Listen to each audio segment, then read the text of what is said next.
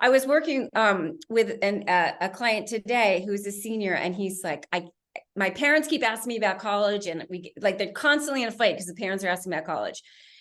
Parents, you can do what you want, but I will tell you what I have done with this child is I'll ask her, my child now, I'll ask her like every once in a while how things are going, but I put everything on her. She wants to have a conversation or not. And it has been truly remarkable because she's gotten all of her applications in. She told me where, eventually where she was applying, but it was so stressful for her to be thinking about it every time I asked her about it, to put her like right in the red zone. So I was like, I'm going to find out eventually. So I just I gave her more space.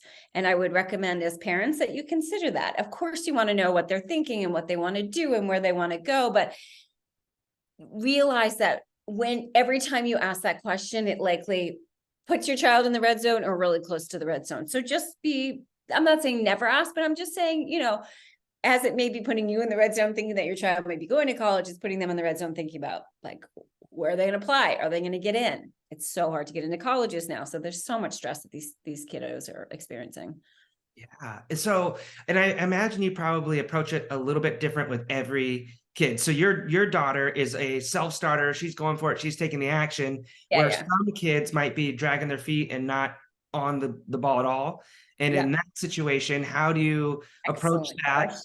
What do we do about that? Because we don't want to be like, oh, I guess you're not going to college. Yeah, I won't worry about it. And by the way, college, of course, is not for everyone, for sure.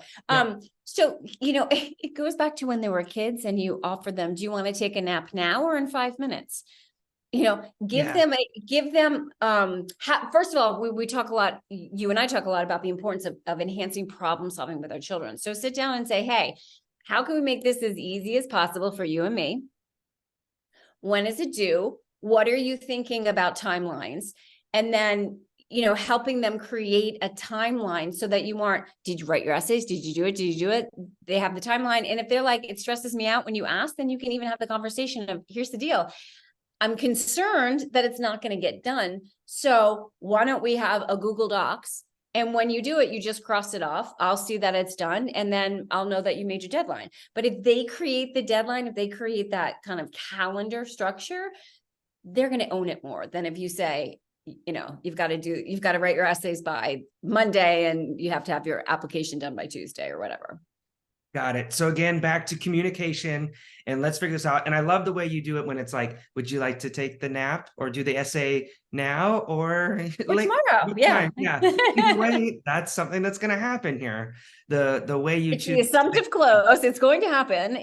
But when we give our children, this works with partners too, by the way, but when we give other people, you always have that a choice, then they choose, then, they own it more. Yeah. Yeah.